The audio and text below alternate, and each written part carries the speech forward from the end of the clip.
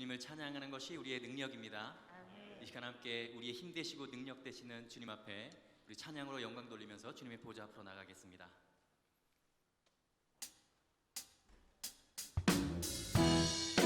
우리 함께 박수 치시면서 주님을 찬양하실까요?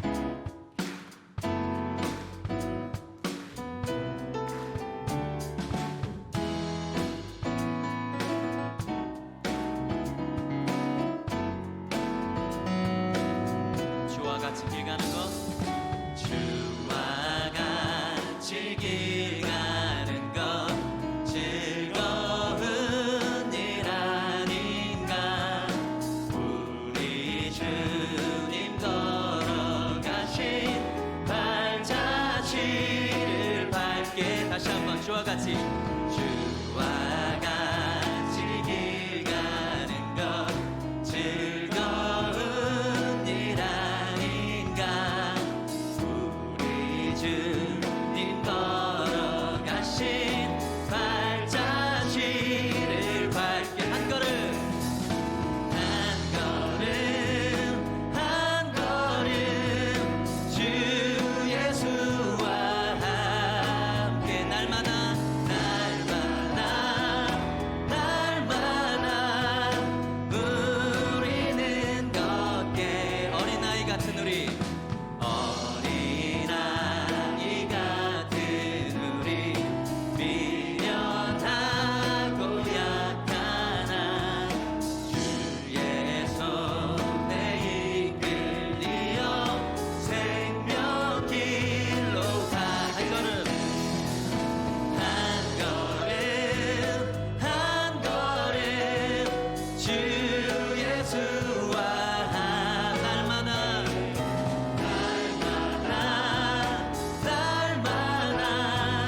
우리는 것. 다시 한번 고백합시다. 어린아이 같은 우리, 어린아이 같은 우리 미련하고 약하나 주의 손에 이끌리어 생명길로 가게. 한 걸음 한 걸음 한 걸음 주 예수와 함께 날마다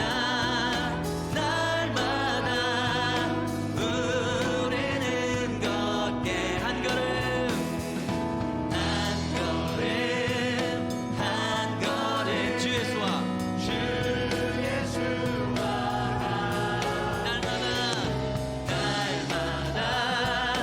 날마다 우리는 걷게. 한 걸음 한 걸음 한 걸음 주 예수와 함께 날마다 우리는 걷게. 좋으신 하나님, 좋으신 하나님, 좋으신 하나님, 참 좋으신 나의 하나. 우리 목소리 높여서 좋으신 하나님, 좋으신 하나님, 좋으신 하나님, 참 좋으신 나의 하나. 다시 한번 목소리 높여서 좋으신 하나님,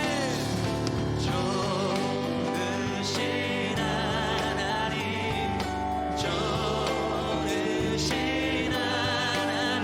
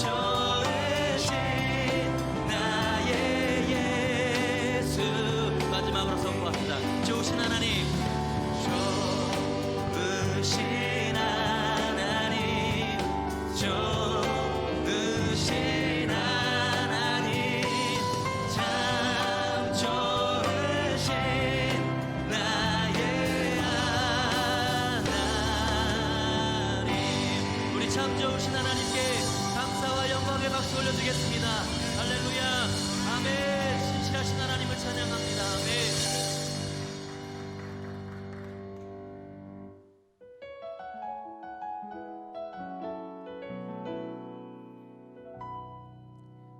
두 손 들고 찬양합니다. 다시 오실 왕 여호와께 오직 주만이 나를 다스리네. 함께 고백합시다. 두 손 들고 찬양합니다. 두 손 들고 찬양합니다. 다시 오실 왕 여호와께 오직 주만이 나를 다스리네.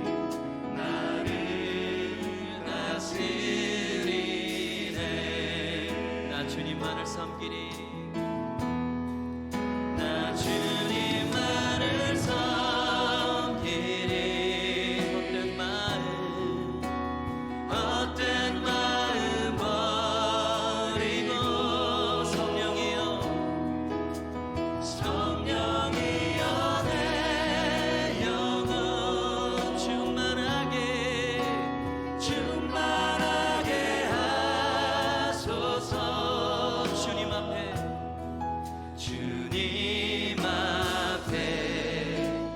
내 생명 드리리라.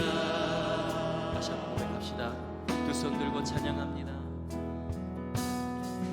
두 손 들고 찬양합니다.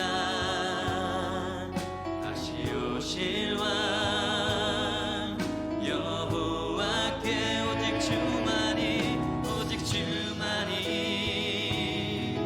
나를 다스리네. 나 주님만을 섬기리. 나 주님만을 섬기리. 헛된 마음 버리고 성령이여 내 영혼 충만하게 하소서. 나 주님만을 섬기리. 나 주님만을 섬기리. 헛된 마음 버리고 성령이여 내 영혼 충만하게 하소서. 나 주님만을 섬기리. 나 주님만을 섬기리. 헛된 마음 버리고 성령이여 내 영혼 충만하게 하소서. 나 주님만을 섬기리. 나 주님만을 섬기리. 헛된 마음 버리고 성령이여 내 영혼 충만하게 하소서. 주님 앞에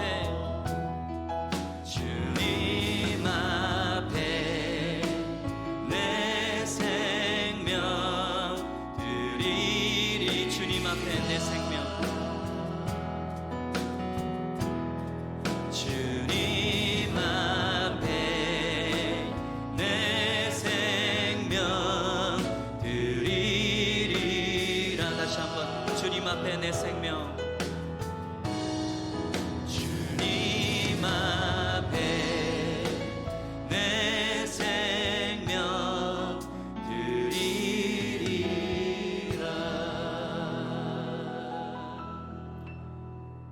오늘의 신년 집중기도의 열째 날입니다. 이 시간 양호수 장로님 기도 인도해 주시겠습니다.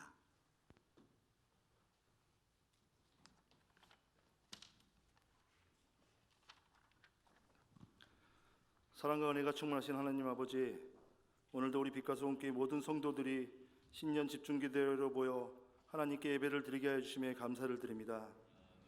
하나님이 아니셨으면 죄의 사망과 굴레에서 벗어나지 못했을 저희들을 지금까지 함께하여 주시고 앞으로도 함께하여 주실 하나님의 은혜에 감사를 드립니다.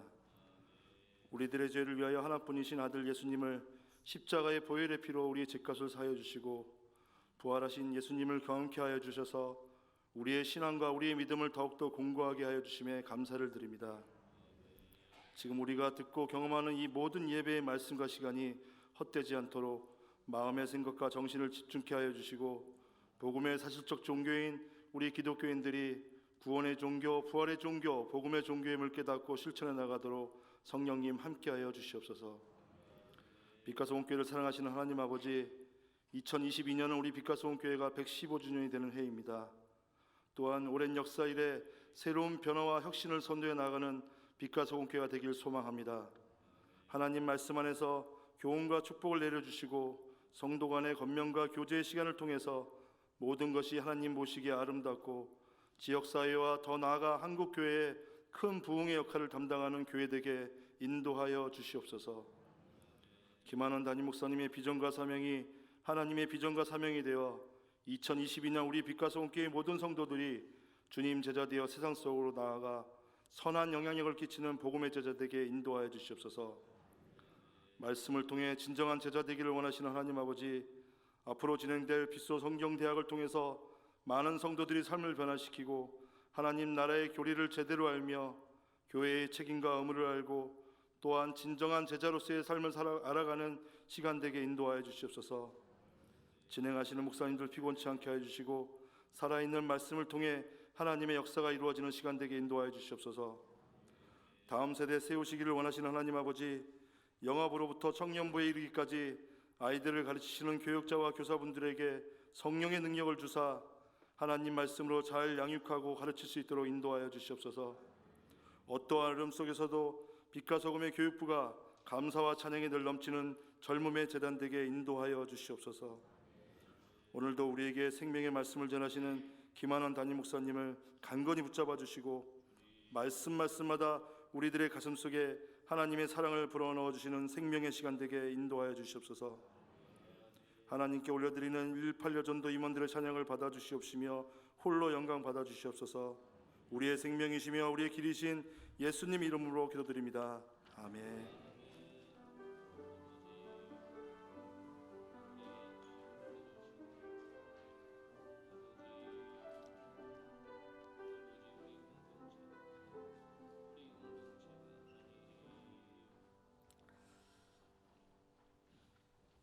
이 시간 하나님께서 우리에게 주시는 말씀은 요한복음 14장 15절에서 17절의 말씀입니다.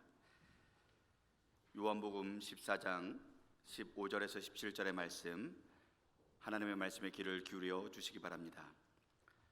너희가 나를 사랑하면 나의 계명을 지키리라. 내가 아버지께 구하겠으니 그가 또 다른 보혜사를 너희에게 주사 영원토록 너희와 함께 있게 하리니 그는 진리의 영이라. 세상은 능히 그를 받지 못하나니 이는 그를 보지도 못하고 알지도 못함이라. 그러나 너희는 그를 아나니 그는 너희와 함께 거하시며 또 너희 속에 계시겠음이라. 아멘.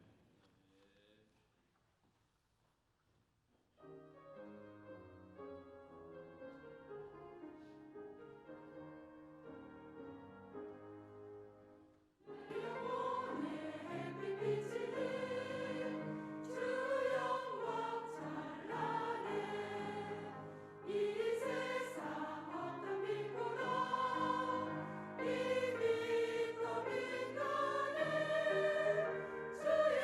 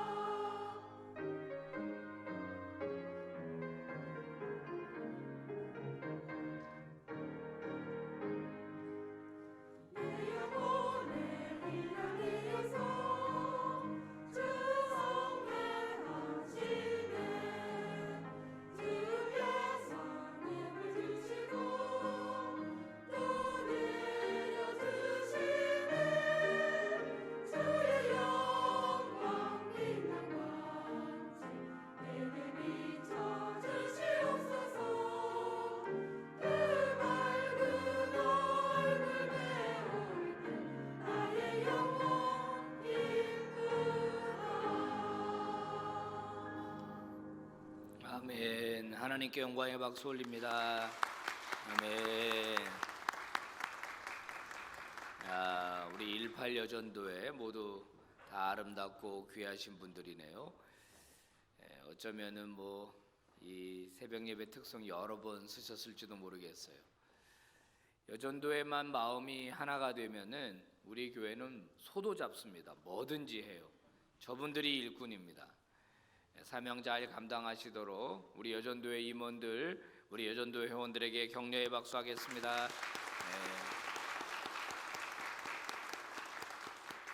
좌우에 계신 분들과 인사합시다. 오늘도 나오셨군요. 끝까지 충성합시다.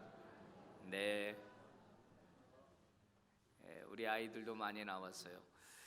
그 영상으로 예배하는 가정들이 있잖아요. 영상으로. 마지막 날 토요일은 되도록이면 아이들과 함께 다 현장 예배에 나올 수 있으면 좋겠어요. 그 아이들에게 좀 상을 주려고 그러는데요. 되도록이면 마지막 날은 새벽 예배에 아이들과 다 함께 나오셔서 아이들 격려하고 우리가 축복하고 또 상도 주고 이런 일을 해보려고 합니다. 자, 기도하고 오늘 말씀 나눕니다. 하나님 아버지 감사합니다. 하나님 나라 복음 저희들에게 알게 해주시고 깨닫게 해주시니 감사합니다. 바로 믿고 바로 알고 바로 행하는 저희들이 되게 해 주옵소서. 부족한 종 말씀의 종으로 말씀의 도구로 사용하실 때 우리 빛과 소금 교회가 반석 위에 든든히 서는 건강한 교회, 능력 있는 교회 되게 해 주옵소서. 예수님 이름으로 기도 올리옵나이다. 아멘. 자, 오늘은 하나님의 나라를 이끄시는 성령님이라는 제목으로 말씀을 증거하겠습니다. 우리 한국 교회의 보배로 여기는 최윤식 박사라는 분이 있습니다. 지난번 포항과 부산에 저와 같이 이제 집회를 갔다가 왔는데 이분은 합동층 목사님인데 굉장히 독특한 이력을 가지고 있습니다.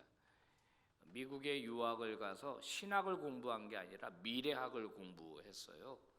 그래서 좀 물어봤습니다. 제가 당신 왜 신학을 안 하고 미래학을 했느냐? 그랬더니 성령님의 인도하심이었다고 그렇게 이야기를 하더라고요. 그래서 지금은 연구소를 운영을 하고 또 이제 많은 기업들의 컨설팅을 해주고 조언을 해주는 그런 이제 독특한 목사님이에요. 교회 사역은 하지 않고 어느 교회 등록해서 새가족 공부 다 마치고 그냥 교회 등록하고 다닌다 이렇게 이야기를 하더라고요. 이분 형제들이 다 이 일을 열심히 하시는 분들입니다. 이제 언젠가 우리 교회에도 한번 모셔서 우리가 강의를 들을 기회가 있을 거라고 보는데 이분이 쓴 책에 보면은 한국교회 미래지도라는 책에서 저런 이야기를 했습니다.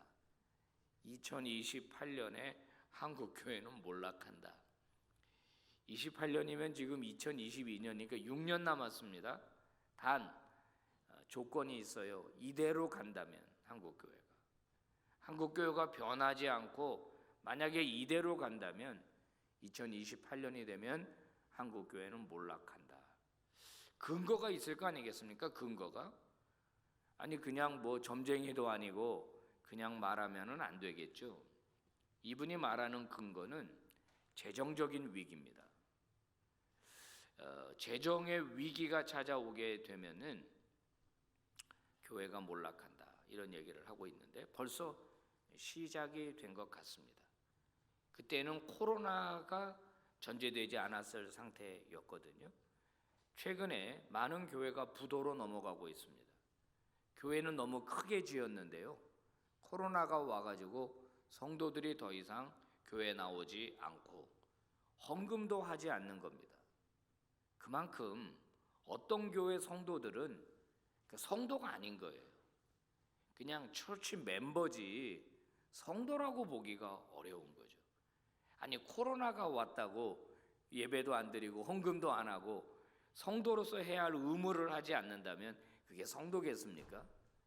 그러다 보니까 교회가 과도한 은행 빚을 얻어가지고 이거 헌금이 안 되니까 상환을 못하고 그래서 예배당은 잘 지었는데 부도나는 교회가 한두 교회가 아닙니다.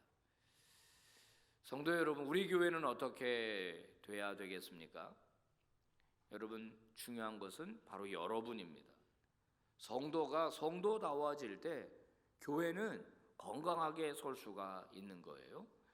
자, 이 외부적인 문제, 재정적인 문제뿐만 아니라 내부적인 문제가 더 심각하다고 보는 겁니다. 교회는 하나님 나라 복음이라고 하는 반석 위에 세워져야 합니다. 근데 그게 아니라 건강한 교회를 찾아보기가 어려운 거예요. 복음을 제대로 담지한 교회, 복음을 제대로 알고 복음의 능력 위에 서 있는 성도들이 없는 교회는요, 내부적으로 더 문제가 생기는 겁니다. 새가족이 가고 싶은 교회가 사라지고 있죠. 머물고 싶은 교회가 사라지고 있습니다.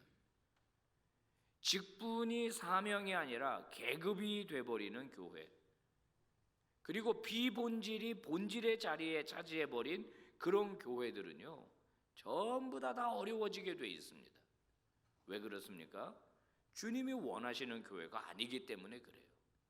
주님이 세우고 싶었던 그런 교회가 아니기 때문에 그런 교회들은 흔들립니다. 제대로 될 수가 없는 거죠.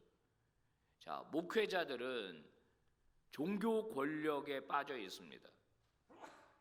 그냥 한 자리에 하려고 종교 권력에 심취해 있으니까 목회가 제대로 될 리가 없습니다. 여러분, 이런 문제들이요, 전부 다 합쳐져 가지고 한국 교회가 몰락한다라는 이야기가 나오게 되는 겁니다.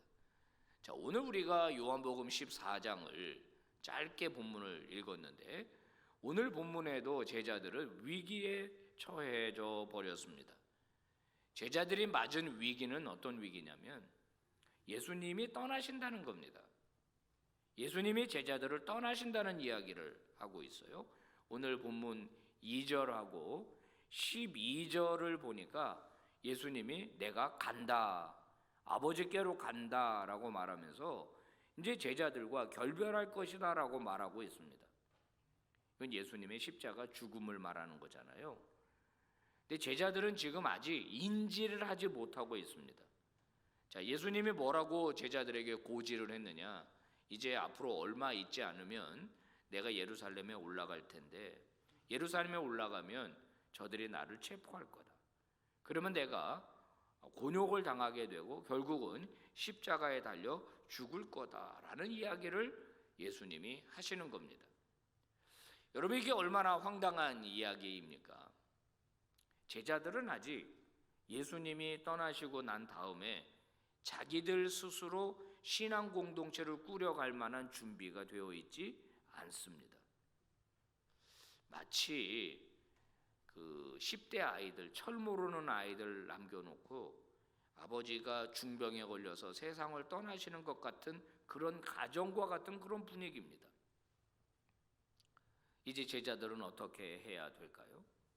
예수님과 함께 동고동락하고 예수님으로부터 말씀을 들었는데 이제 예수님은 떠나신다는 겁니다. 그럼 이제 자기들 스스로 해야 돼요. 자기들 스스로 결정하고 움직여야 됩니다. 제자들 위기죠. 큰 위기가 아닐 수가 없습니다. 사실 제자들뿐만 아니라 제자들이 세웠던 초기의 교회들도 상황이 좋은 편은 아니었죠. 여러분, 지금처럼 성경책이 다 인쇄돼 가지고 누구나 한 권씩 다 가지고 있는 그런 상황은 아니었습니다. 예수님에 대한 스토리도 잘 정리돼 가지고 이렇게 복음서로 만들어지지도 않았을 때입니다. 우리가 이제 곧 빗소 성경대학도 하게 되는데 무슨 그런 성경대학 프로그램이 있었습니까? 오늘 우리가 여전도회 회원들이 이렇게 찬양해 주는 거 너무 감사한데 무슨 여전도회 조직이 있었습니까? 찬양팀이 있었습니까? 찬양 인도자가 있었습니까? 거기다가 이단도 막 여기저기서 생겨나가지고 복음을 변질시키려고 하는 그런 상황 아니었어요? 거짓 교사들이 득실거렸습니다. 거기다가 유대인들은 또 얼마나 핍박했습니까? 또 로마는 또 얼마나 박해를 했습니까? 제자 양육이 있었습니까? 신학교가 있었습니까? 잘 훈련받은 무슨 목회자들이 있었습니까? 진짜 열악한 상황이었다는 거예요. 초기 교회들도. 여러분, 이런 상태에서 과연 예수님이 선포하신 하나님의 나라가 제대로 자리 잡을 수 있을까요? 그 하나님의 나라가 제대로 세워질 수 있을까요? 자, 오늘 우리의 입장도 한번 보면은 이럴 때 도대체 어떻게 해야 되는가라는 생각을 할 때가 많습니다. 여러분 개별적으로 제가 여러분의 삶을 다 들여다보지는 못하고 여러분의 가정도 다 어떤지는 제가 잘 모르겠습니다. 그렇지만 지금 우리 중에 이 말씀을 듣는 우리 중에 어떤 사람은 제가 지금 그런 형편입니다. 답답한 일을 만났습니다. 어떻게 해야 될지 모르겠습니다. 이런 생각을 하시는 분들이 있을 겁니다. 자, 지금 이제 많은 어린아이들과 또 청소년, 청년들이 우리가 지금 같이 예배를 드리고 있는데 청년들 중에서도 제 인생 미래가 어떻게 될지 모르겠습니다. 제가 뭐 공부를 잘하는 것도 아니고 부모님들의 기대는 높은데 또 대학은 졸업은 하는데 앞으로 일자리를 어떻게 해야 될지 막막합니다. 뭐 이런 생각하는 친구들이 우리 주변에 젊은 친구들 중에서도 많이 있을 것 같습니다. 여러분 이럴 때 어떻게 해야 될까요? 오늘 본문의 제자들에게 예수님이 하신 말씀을 한번 같이 보시겠습니다. 16절 말씀인데요. 같이 봉독해 볼까요? 시작. 내가 아버지께 구하겠으니 그가 또 다른 보혜사를 너희에게 주사 영원토록 너희와 함께 있게 하시리라. 아멘. 이게 예수님의 처방입니다. 예수님이 떠나시고 난 다음에 예수님이 나 몰라라 그냥 손 놓고 계시는 분이 아니라 예수님에게는 대안이 있었습니다. 예수님이 십자가에 달려 돌아가시고 승천하시는 것이 제자들을 물리적으로 떠나는 것이기는 하지만 예수님이 만들어 놓은 대안은 바로 저겁니다. 보혜사를 내가 아버지께 구해서 너희들에게 보내주도록 하겠다. 그분이 너희와 영원히 함께 있도록 하겠다. 이게 예수님의 처방입니다. 자, 이 보혜사라는 말 여러분 이제 앞으로 자주 듣게 될 텐데 저 이 보혜사라는 말이 기가 막힌 번역입니다. 보혜사라고 하는 원래 말은 우리 성경을 번역하는 그 어른 목사님들이 만들어낸 단어입니다. 저 보혜사라고 하는 단어가 파라클레토스라고 하는 헬라어예요. 저거를 직역을 하면 조력자, 위로자, 중재자 이런 뜻입니다. 파라클레토스. 파라라고 하는 전치사와 칼레오라고 하는 동사가 합쳐진 단어거든요. 이 파라클레토스가 성령이에요, 성령. 근데 파라라는 말이 옆에 있다라는 뜻이거든요. 칼레오라고 하는 부르다 하는 뜻이에요. 그래서 내 옆에서 누군가를 도와주는 사람, 위로해주는 사람, 그죠? 이런 사람이 이런 존재가 파라클레토스인데 이거를 보혜사 이렇게 번역을 한 겁니다. 이게 우리나라 말 아주 독특한 번역이에요. 보호하다 이런 뜻입니다. 해는 은혜를 주다 하는 뜻입니다. 사자는 선생님, 스승이다 이런 뜻입니다. 합치면 보혜사라는 말은 나를 보호해주고 나에게 은혜를 주고 때로 나를 가르친다, 도와준다 이런 의미에서 보혜사라고 이야기를 했습니다. 하나님의 나라가 예수님이 선포하신 하나님의 나라가 예수님의 죽음과 부활로 본격적으로 시작이 될 거예요. 그런데 예수님은 승천하시거든요. 그러면 본격적으로 시작이 되는 이 하나님의 나라가 유지되고 이것이 확장되고 이렇게 해야 되는데 그것을 위해서 예수님은 성령 보혜사를 제자들에게 그리고 그리스도인들에게 보내주신다 이렇게 말씀하신 것이에요. 자, 하나님이 이루실 새 역사에 대하여 예언한 예언서들이 많이 있습니다. 그 중에 여러분 에스겔서를 한번 기억해 보십시오. 37장에 보면은 그 마른 뼈 환상이 나오지 않습니까? 마른 뼈 37장에 에스겔을 한 골짜기로 데려가는데 거기에 보면 인간의 뼈들이 가득하잖아요. 그 뼈들을 자세히 보니까 아주 말랐어요. 오래된 겁니다. 그 얘기는 희망이 없다는 거죠. 거긴 죽음의 골짜기였어요. 하나님이 에스겔에게 묻습니다. 야, 이 뼈들이 능히 살겠느냐라고 물어요. 그랬더니 대답을 못합니다. 하나님이 아십니다. 저는 모르겠어요. 이런 뜻이죠. 그때 하나님이 에스겔에게 너는 내가 말하라고 하는 대로 말해라. 생기야 사방에서 불어와라. 그랬더니 바람이 불어왔습니다. 생명의 바람이. 그 생명의 바람이 그 마른 뼈 골짜기에 불게 되니까 어떤 역사가 일어나던가요? 뼈들이 움직이기 시작했잖아요. 달그락. 그러더니 그 뼈들이 서로 갖다 달라붙는 거예요. 무릎뼈는 무릎뼈대로, 관절은 관절대로 따그닥 그러더니 거기에 힘줄이 생기고 살갗이 덮이고 그러면서 생명의 바람이 그들에게 들어가니까 그것이 큰 군대가 됐다. 여러분, 이 에스겔의 환상이 보여주는 의미는 하나님을 떠난 인간의 실존은 그렇게 마른 뼈같이 죽어버린 희망이 없는 존재지만은 생명이 될 수 있다. 거룩한 군대가 될 수 있다.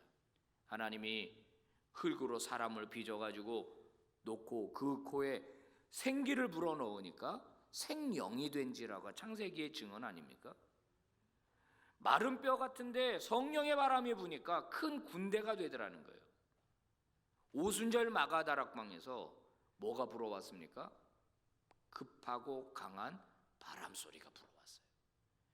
에스겔 골짜기에서 불었던 생명의 바람이 오순절 마가다락방에도 분 거예요. 그랬더니 생명이 그들에게 들어갔어요. 그리고 그들은 성령 충만함을 받았다는 거예요. 그래서 성령이 오시게 되는 일은 파격적인 일이고 놀라운 일이 되는 겁니다. 왜 그러느냐? 성령이 임하는 것은 주의 영이 임하는 것입니다. 성령이 오신 것은 주님이 오신 거예요. 그래서 성령을 주의 영, 예수의 영이라고 부르는 거예요. 예수님이 존재하는 방식이 그전에는 바디, 몸을 가지고 어느 한 공간에 밖에는 계실 수가 없었어요. 그런데 영으로 오게 되면은 이게 놀라운 게 뭐냐면 모든 사람 가운데 다 임하는 거예요. 시공간을 초월해서 역사하는 거예요. 성령이 오늘 지금 우리에게도 임하지만은 저 미국에도 동시에 임하는 거예요. 그래서 놀랍고 파격적인 일이죠. 각 민족마다 각 종족마다 성령이 임하시게 되는 겁니다. 그러면 놀랍게 전부 다 하나님을 섬기고 예수님을 섬기는 일들이 일어나게 돼요. 여러분, 여행을 하시면서 혹시 타민족, 다른 민족들이 드리는 예배에 참여해 보신 적이 있는지 모르겠어요. 여러분, 신기합니다. 선교를 다니면서 제가 방문했던 여러 나라들이 있습니다. 러시아를 방문했는데 러시아 사람들이 예수를 막 영접하고 찬양하고 예배하고 있어요. 가서 보니까 우리가 믿는 하나님과 똑같아요. 미국 사람들과 예배 드려봤습니까? 미국 사람들 똑같이 예배 드리는 거예요. 아니 어떻게 뭐 베트남 사람, 말레이시아 사람, 태국 사람, 캄보디아 사람 주의 영이 임하니까요. 주의 영이 임하니까 전부 다 하나님을 예배하는 거룩한 백성들이 되더라는 것입니다. 그래서 성령이 놀라운 역사가 일어나게 하는 주인공이 되는 겁니다. 여러분, 성령이 오시게 되면 예수님은 유익하게 될 거다라고 얘기했어요. 예수님이 떠나는 게 유익하다. 성령이 오시면 유익하게 된다. 성령은 영원히 너희와 함께 있다. 너희들이 어디와 어디로 가든지 함께 있을 거다. 그 다음에는 성령이 진리로 인도해 준다. 하나님 나라 복음, 이곳으로 성령이 인도해 주신다는 거예요. 그뿐만이 아니라 타락한 세상에 대하여 책망하신다는 거예요. 성령이. 그래서 사도 바울이 에베소서 1장에서 이렇게 말했습니다. 13절 14절 같이 읽어봅시다. 시작. 그 안에서 너희도 진리의 말씀 곧 너희의 구원의 복음을 듣고 그 안에서 또한 믿어 약속의 성령으로 인치심을 받았으니 이는 우리의 기업의 보증이 되사 그 얻으신 것을 속량하시고 그의 영광을 찬송하게 하려 하심이라. 여기서 바울은 성령이 인을 치신다 이런 얘기를 해요. 인치신다. 인치신다는 것은 날인을 했다라는 뜻입니다. 자, 우리가 집 계약을 하고 날인을 합니다. 그럼 그게 내 소유가 됐다는 거 아니겠어요? 성령이 인쳤다는 것은 구원의 확실성을 의미하죠. 그리고 성령이 우리 기업의 보증이 된다는 거예요. 보증. 상업 용어죠. 지불 보증입니다. 즉 얼마를 언제 너에게 줄게 하는 보증. 그러니까 하나님의 나라를 상속할 수 있도록 해주는 게 바로 성령의 역사다. 여러분, 예수님의 이 말씀이 오순절 마가다락방 성령 강림 사건을 통해서 성취가 된 거거든요. 자, 오순절 성령 강림이 일어나고 난 다음에 제자들을 보시니까 어떻든가요? 놀랍도록 제자들이 달라지지 않았습니까? 옛날 제자들이 아니죠. 진짜 그 성경을 보면, 복음서를 보면은 약간 제자들 보면 바보 같기도 하고 멍청이 같기도 하고 철이 안 든 애들 같이 느껴져요. 뭐 예수님이 무슨 말씀하면 잘 이해도 못하고 딴소리나 했었고, 예수님은 십자가 지러 가는데 막 자리다툼이나 하고 막 서로 싸우고 막 이런단 말이에요. 그런데 성령 강림 사건이 일어나고 난 다음에 그들은 놀랍도록 달라졌습니다.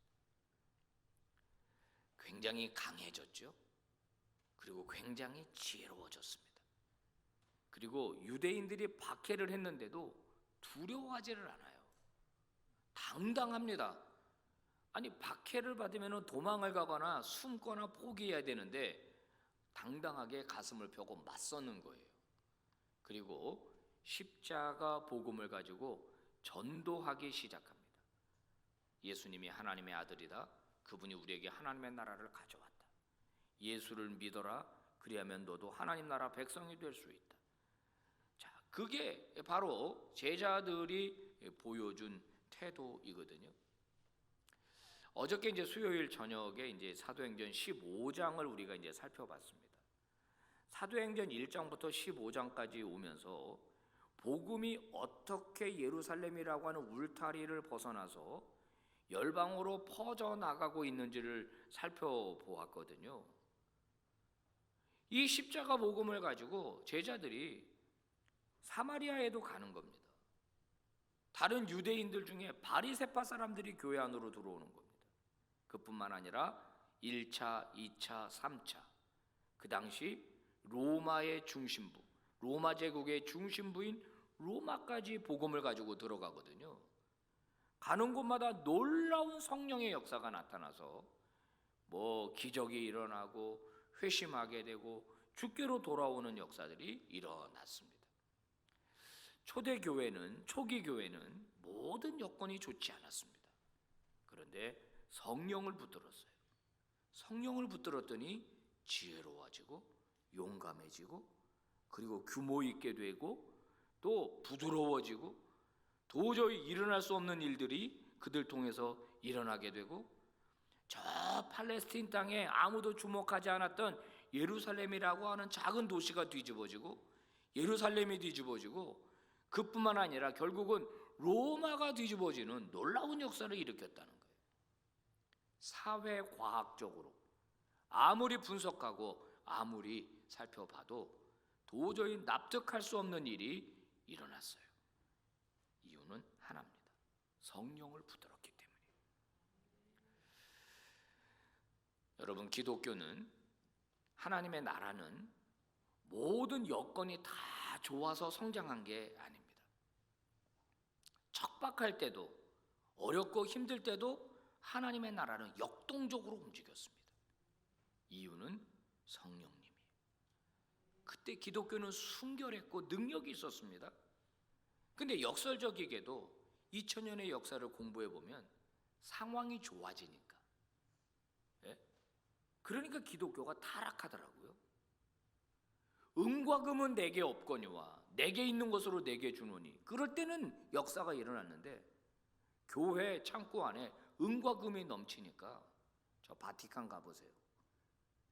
은과 금이 넘치니까 하나님의 역사가 사라지더라고요. 성령님을 의지할 때는 놀라운 역사가 나타났는데 권력과 은과 금을 의지하니까 성령의 역사가 사라지더라는 거예요. 그래서 에베소서 4장에서 사도 바울은 뭐라고 충고하냐면 성령을 근심하게 하지 말라는 거예요. 교회나 개인이나 성령이 왜 근심할까요? 하나님의 뜻대로 살지 않으니까, 하나님 나라 백성대로 살지 않으니까 그 사람 안에 있는 성령이 근심한다는 거예요. 자, 근심하게 되면은요, 결국은 어떻게 되냐? 성령이 소멸될 수 있다는 겁니다. 하나님 나라 백성이 하나님 나라 뜻을 거스르게 되면 성령은 근심하게 돼요. 자, 예를 들어 여러분 이렇게 한번 생각해 봅시다. 여기 이제 어떤 그 아이가 있는데 옆에 부모가 있어요. 부모 말을 안 들어. 계속. 그럼 부모가 근심하죠. 나중에는 어떻게 돼요? 부모랑 관계가 끊어져 버리는 거예요. 성령님을 근심하게 하지 마라. 성령님을 소멸하게 하지 마라. 그 말은 너희가 하나님 나라 백성이라면 성령 충만에, 성령의 다스림에 최우선순위를 두라는 거예요. 예수님께서 성령님을 보내주시겠다라고 하신 목적이 있습니다. 이걸 한국교회가 그동안 너무 많이 오해했어요. 제가 어떤 교단 얘기하지 않겠습니다.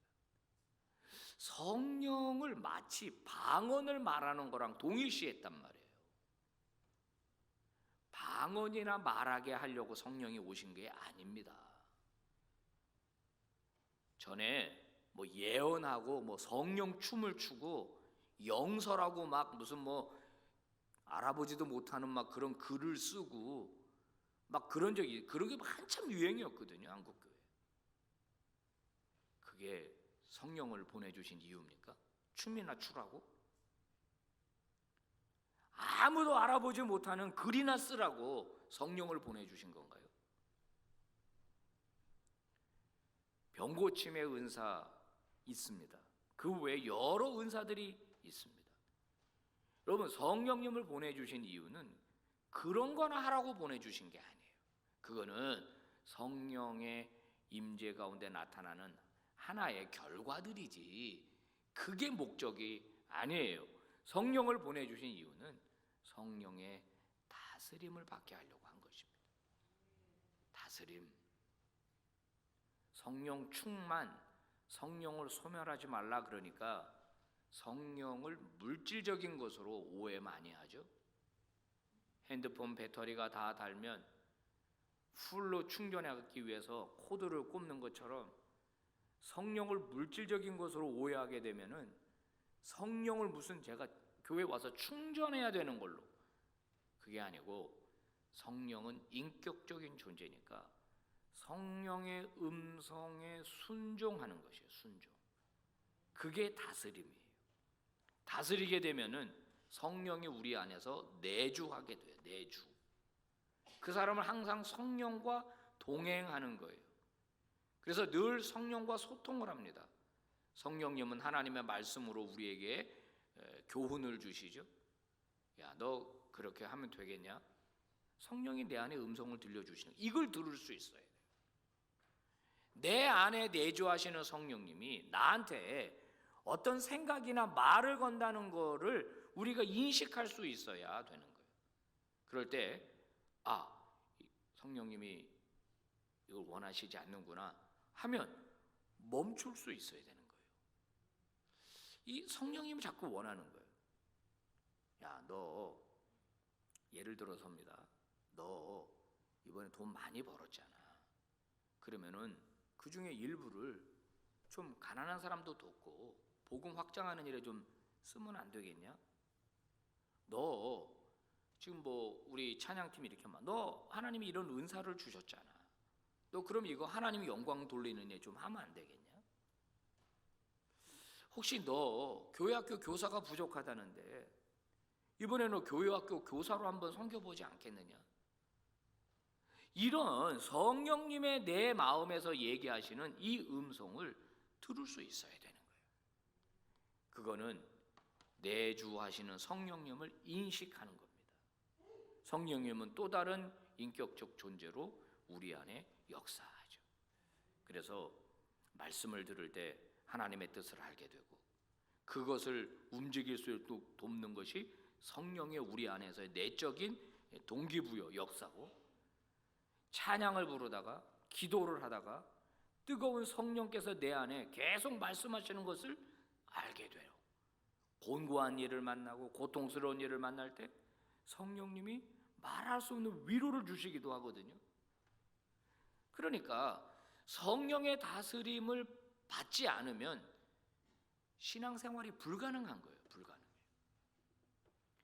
우리 어린아이들, 청소년들, 청년들 교회 안에서 쭉 성장하다가 어느 순간 성령이 임할 때가 있습니다. 성령이 임할 때가 있어요. 그래서 아이들 수련회 보내야 됩니다. 지금 수련을 못하고 있지만, 그래서 아이들이 기도하고 성령을 인격적으로 영접할 수 있도록 아이들을 자꾸 거기에 노출시켜야 돼요.